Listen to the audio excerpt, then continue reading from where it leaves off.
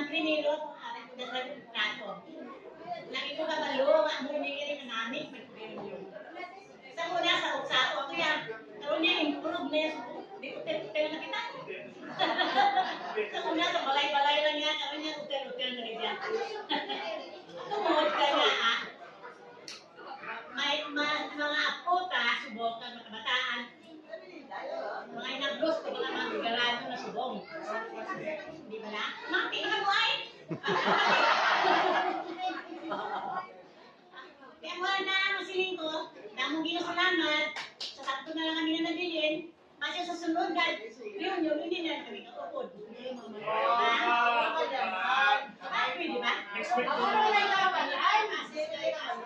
Ako sinisipan ng Norma, kasi hindi ko nabel, kasi Inday, kasi Bibig, ako ang abot na partner sa Badyong. Ako ang nakakabastog sa amon, ang Badyong. Ako ang kinasalamat.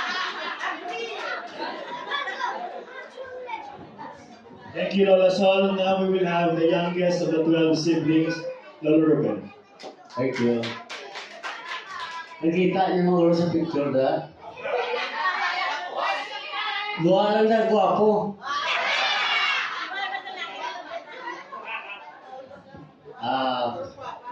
To let you know, I am the youngest. I am the number 12 in the family. Before I continue, gusto ko tayo mamig mention sa kay Ana Nerissa. Yes, paano anak ni Nerissa? Kaya siya ang the original initiator. He did all the things before.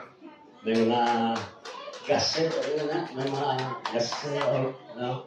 May sort of communication. Kaya very active dito siya.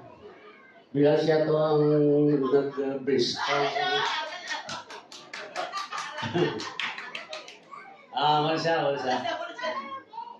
So, I hope, no, na time will come, kasi wala na kami, I pray, no, among you, you continue this kind of celebration, togetherness. Ano ka, mga tag-ipamili kami restore sa kais mo.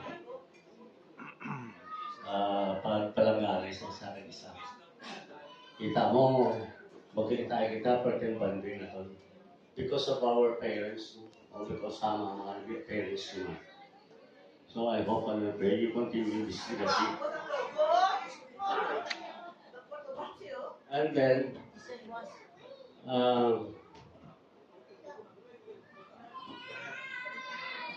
I hope na after sining okasyon, makikita tayo kita mo permi, magpalangganin ka mo sa akin isa. Amo na ang legacy ni tatay na. So, gawin naman ko sa mayugang, bro. Ako na yan ay continue yung legacy. Thank you, Lola.